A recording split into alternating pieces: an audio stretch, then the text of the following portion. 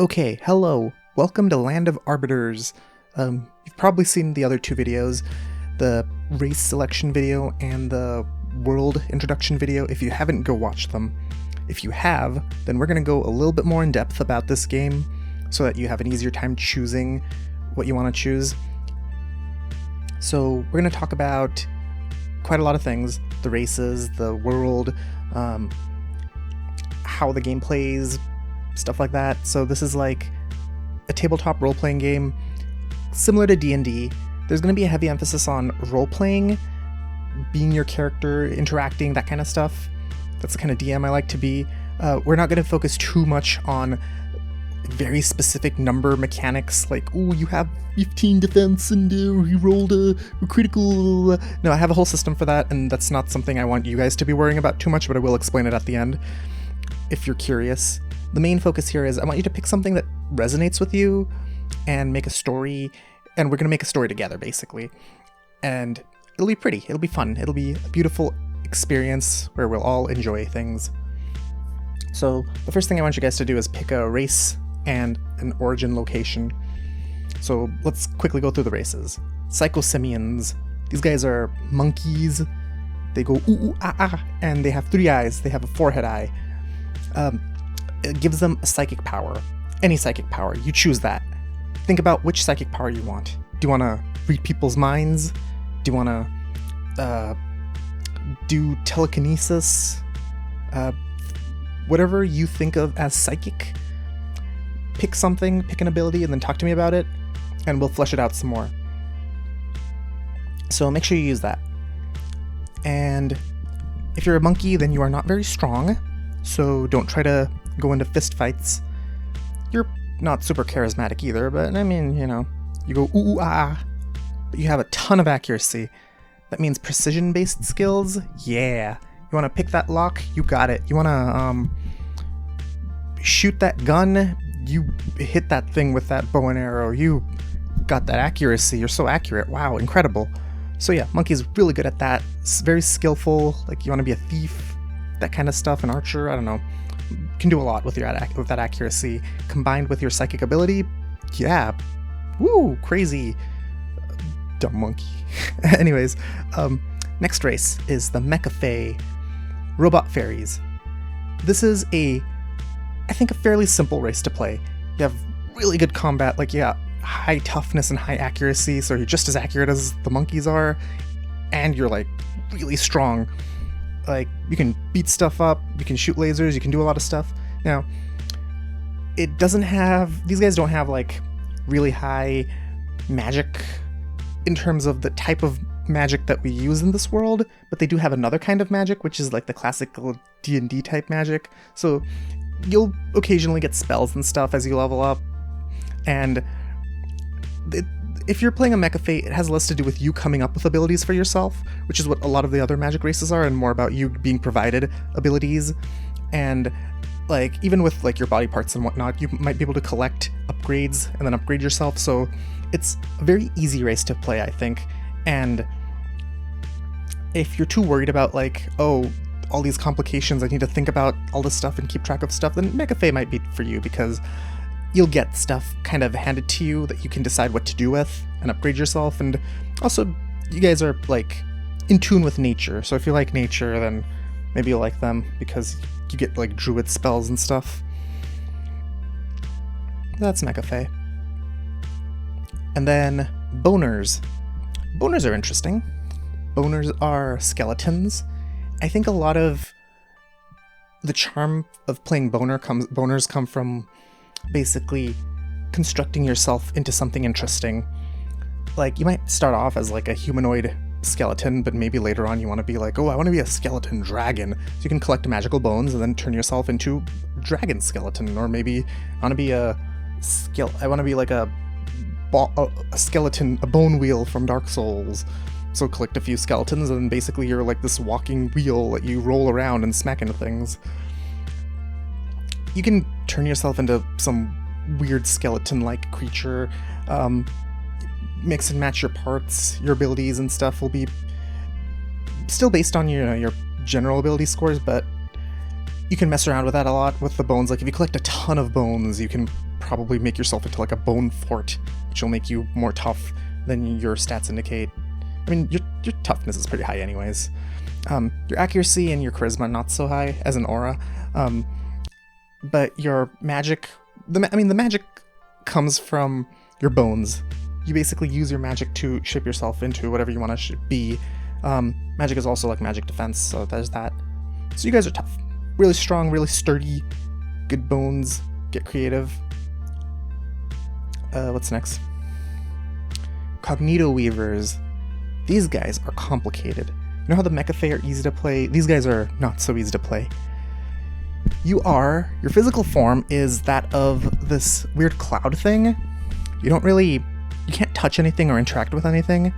So what you do is you manifest your stand, which is basically this avatar, this other thing that shows up that you control. And everything you do with the stand. The more you use the stand, the less your regular cloud form becomes like a thing. Like as you keep using your stand more and more, your cloud form kind of disappears and you just become your stand. So play with that in mind. And you cannot stay your cloud form forever, because if you do, or those that do, basically dissipate and disappear from existence. So eventually you become your stand. So come up with an interesting stand ability, get really creative. Like this is basically you creating a race from scratch or being a unique character. So if you want to create something totally unique, then Cognito Weaver is what you choose. And I mean, your stats, if you look at your stats, they're kind of deceptive because you get like 1 toughness and like 2 accuracy. But let's say you make a stand similar to like Star Platinum, who has like, you know, max toughness and max accuracy. The way that would work is that when you would use your toughness, when you would do something that would require you using your toughness, you, instead of using your toughness stat, you would be using your cognition stat, because that's your magic stat. But in return, when being attacked, you'd still have to use your toughness. So it's a little complicated, but that's something that you don't need to worry too much about. I will explain that to you as you come up with your abilities and whatnot. Like if you come up with something, you can talk to me about it and I'll tell you what the flaws is and what the flaws are, the drawbacks are, and what the strengths are. And then we could work up from there or go in a different direction. So Cognito Weavers, very complicated, but also has the potential for a lot of crazy stuff and crazy hijinks. So if you really want to get creative and you don't like any of the races so far, then this is the one you pick. But it also involves the most work because you're building yourself from the ground up, as you build your stand from the ground up. Alright, next is Gulper Hound. Gulper Hounds are cool. These guys are dogs. Doogie, doogie, doogie. The way they work is, well, first off, they have a ton of toughness, so you guys are good at fights. And they have big tummies. Now, dogs, they got tech, they got technology. If you look at the pictures, they're all decked out in like gear. And so because they don't have like hands, they have to use tech to make up for it. But also, they can carry around a whole bunch of stuff. If you see an interesting item, you don't have to worry about inventory space unlike most other races. You can just gulp it up and you'll have it. And then later when you need it, bloop, spit it out, and then you can use it. And you've got teeth, you've got a mouth, so it's not like you can't do anything at all because of your lack of hands. Like if you want to swing a sword, you can just grab it by the hilt with your mouth and then swing it around. So yeah, Gulper Hounds are fun and interesting. They could do a lot.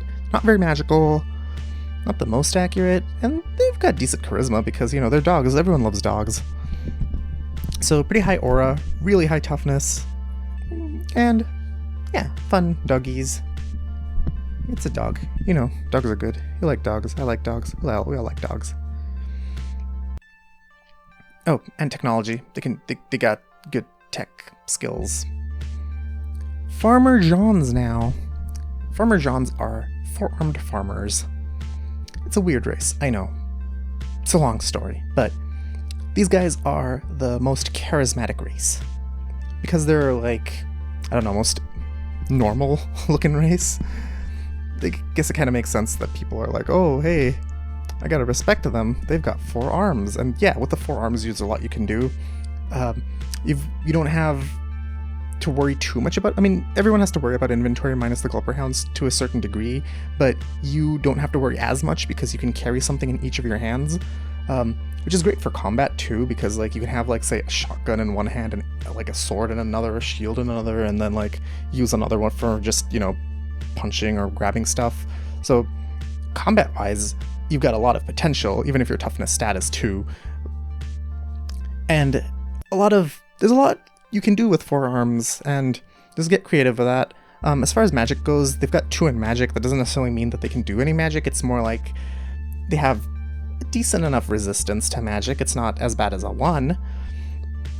But if you're a farmer, John, the 2 main things you need to think about are, how am I going to use my forearms most efficiently? And hey, I have high charisma. How can I use my words to solve this problem? So that's the farmer, John. And lastly are the humans. Humans are...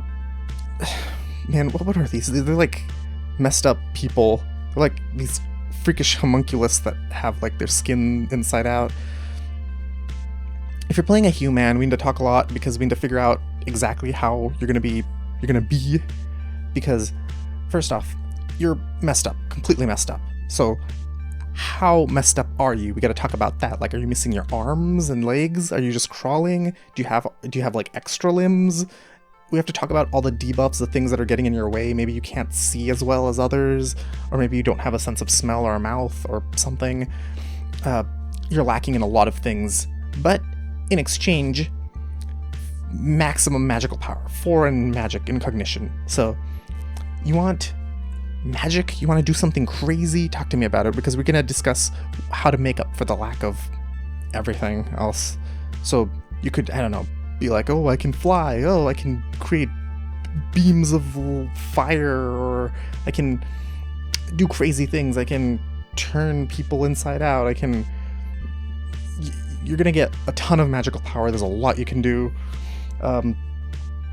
Yeah, what kind of magic do you want? Talk to me about it.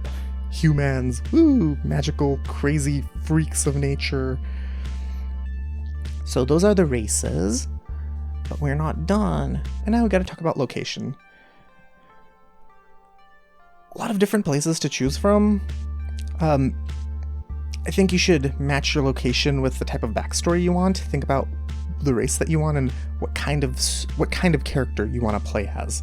Like, do you want to play as someone who was a mercenary, someone who lived in a fancy rich household and is leaving the house for the first time? If you can't think of something, just think of like a character that you like and what their backstory is and make like a variation of that. If you're like and also like just rewatch the video. It'll tell you an idea about like what general characters are from general places, so you can use one of those. Like, for example, like, oh, a regular monkey who lives in the Monkey Kingdom. Oh, a mecha who was dropped off in the Metal Wastelands and you're just roaming now and you want to play as one of those. Or you don't need to come up with what you're, like, everything about your character, because you're going to have a goal. You're going to have, like, the story is going to push you forward, I hope. And that's going to lead you into the main story and everything that happens. So you don't need to come in and be like, I'm a Gulper Hound whose parents were killed by an evil mecha and I've dedicated my life to crossing the sea to destroying all the mecha. Like, no, you don't need to do any of that. Just tell me about what your day-to-day life is, what you normally do. As far as like what pushes you, the story, I'm gonna tell you, well, we're gonna basically do that during gameplay. Like, if I'm a good enough DM, I'm gonna make the story come to you. And then, well, no, if I'm a good enough DM, I'm gonna, put the story in your face and then make you come to the story because you want to. There's a lot that I have to do for this too, so like, don't think that I'm expecting you to do everything. Like, I know we're all busy, we got a lot of lives, so that's why I'm not telling you to create everything for your character. Just basics. All I'm saying, just be like, okay, I'm a Gulper Hound who lives in Union City. I live in the slums because life's been rough. I moved there thinking that I could get a lot done, but now I just go from job to job trying to make life work. It's a tough life, but I'm trying to do my best. Something like that. Or like, I am a boner who lives in the what's it called, the Cock Kickers tribe.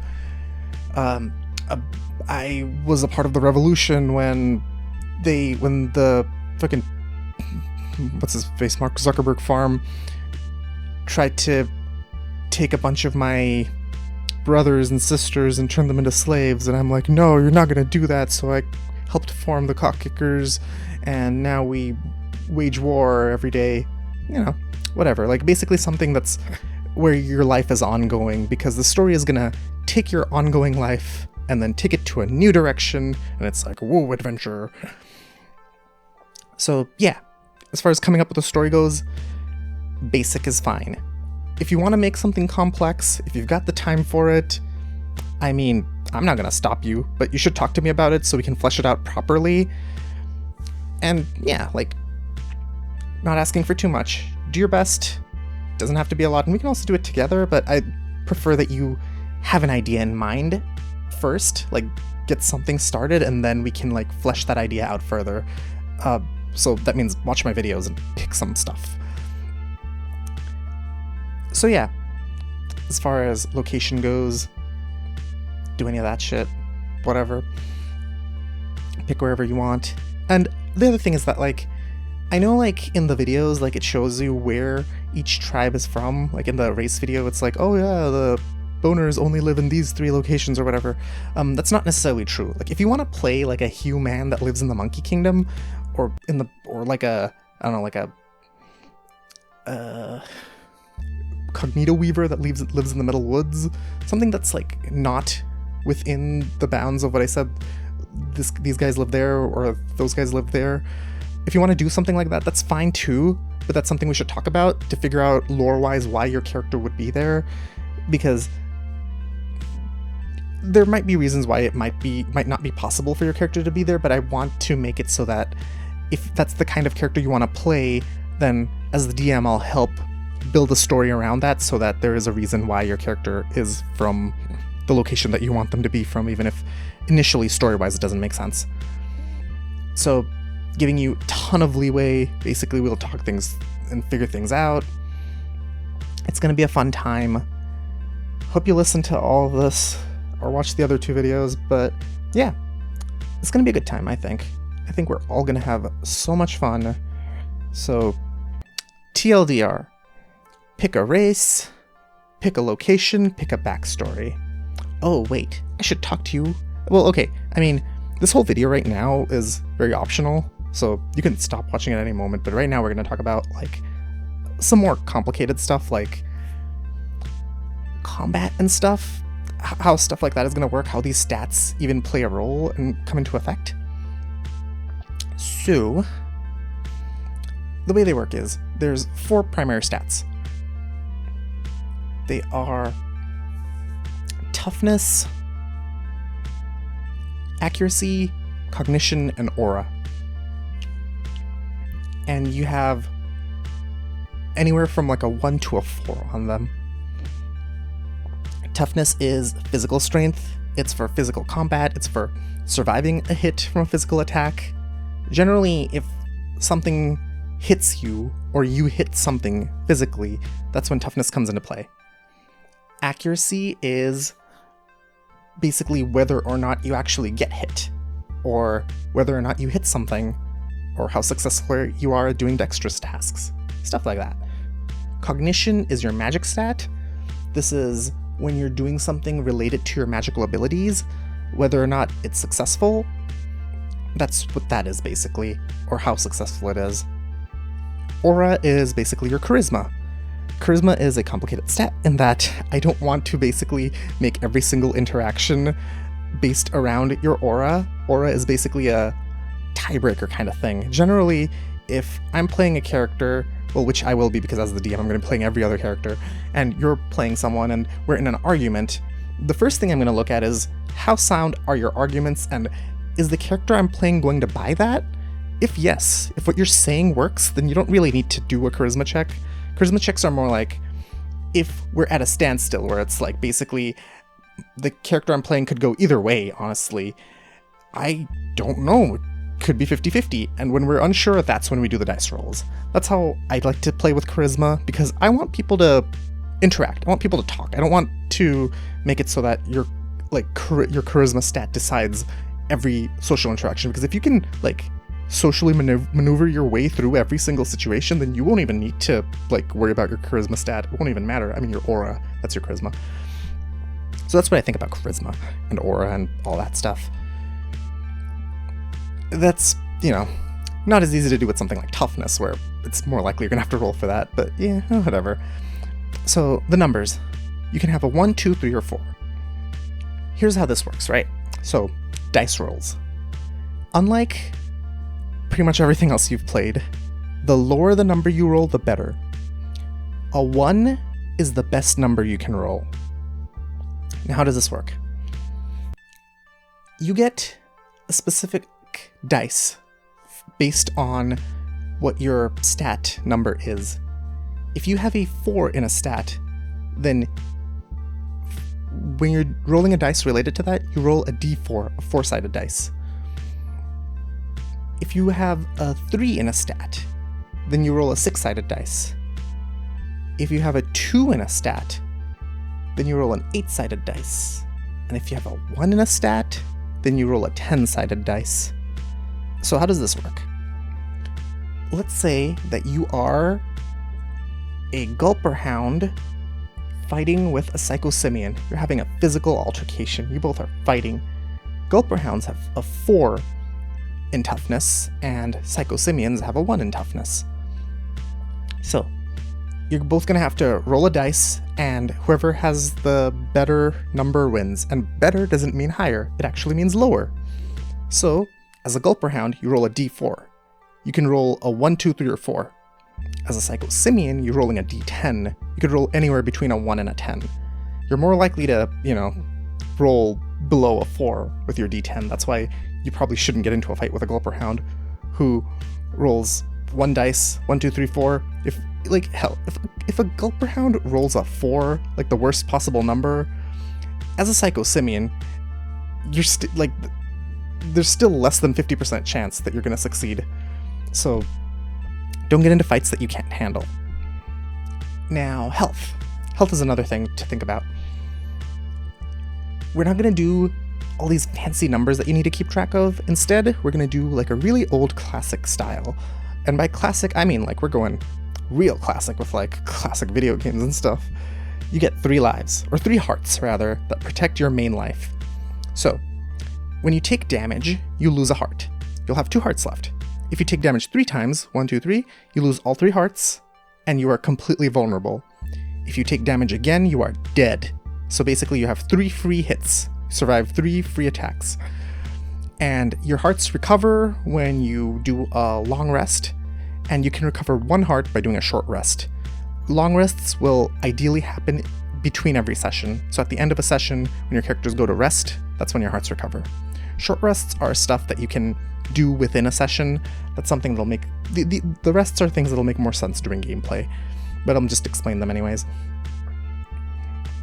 So yeah, I think this system gives you a lot of leeway with health, especially early on, but later on, as you do more and more things, it's gonna, get a little trickier. And I think that's, I think that makes a lot of sense, considering the way games are supposed to be played. It's supposed to get harder later, but more intense. But early on, a lot of leeway, so you're good. Whatever. Have fun. Having fun, yay. Wah. So that's how combat works, that's how health works.